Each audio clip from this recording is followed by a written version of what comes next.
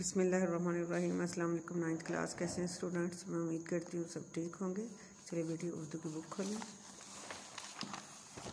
जी। हम गज़ल पढ़ रहे हैं मिर्ज़ा असदुल्लाह गालिब की, और इसकी हम एक्सरसाइज कर रहे थे। आज हम इसका सवाल नंबर 2 करेंगे।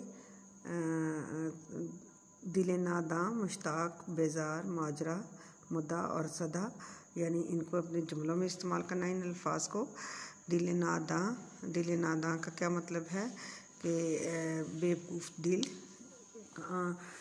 तो इसका जुमला हमने ना समझ दिल, इसका जुमला क्या बनाना है?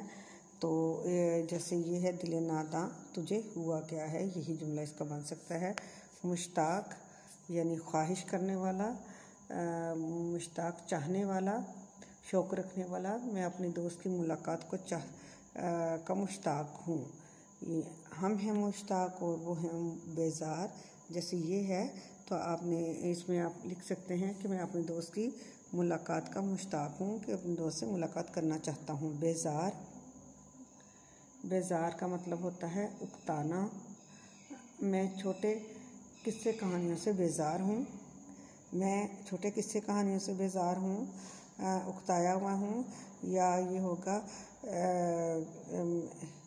मुझे आजकल मैं इस तरह की बातों से बेजार हो जाता हूँ, लोगों की बातों ने मुझे बेजार कर दिया। ये आप लिख सकते हो। माजरा यानी किस्सा, वाक़या।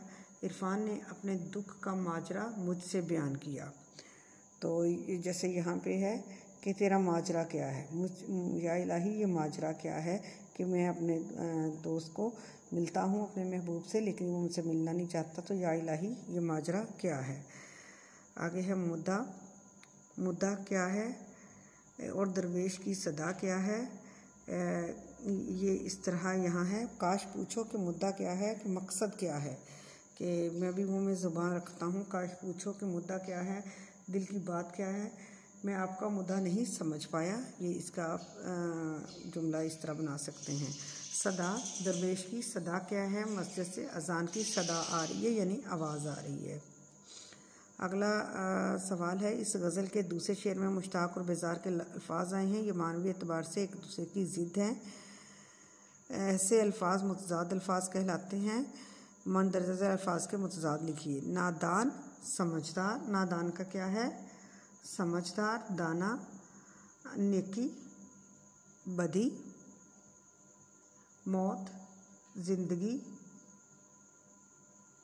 आज़ाद, कैद, ग़ुलाम। ठीक है। आगे हमें मंदरजा झेल अल्फाज पर एराब लगाकर तलफ़्फ़ुज़ वाज़ेह करना है। मुश्ताक, बेटे जब आप लफ्ज़ों की अदायगी सही करोगे तो आपके एराब खुद ब खुद सही आएंगे। तो इसको आप सही तलफ़्फ़ुज़ के साथ पढ़िएगा और इस पे एराब दीजिएगा। जैसे मुश्ताक, मीम के ऊपर पेश, शीन पे जज़्म, ते के ऊपर ज़बर और काफ पे जज़्म। मुद्दा, मीम के ऊपर पेश, दाल को आइन से मिलाया, दाल के ऊपर ज़बर, आइन के ऊपर जज़्म और अलिफ पे ज़बर। वफ़ा, वाव के ऊपर ज़बर, फ़े के ऊपर ज़बर, अलिफ पे जज़्म। सदा, स्वाद के ऊपर ज़बर, दाल के ऊपर ज़बर और अलिफ पे जज़्म। निसार, नून के नीचे ज़ेर, से के ऊपर ज़बर और रे पे जज़्म है।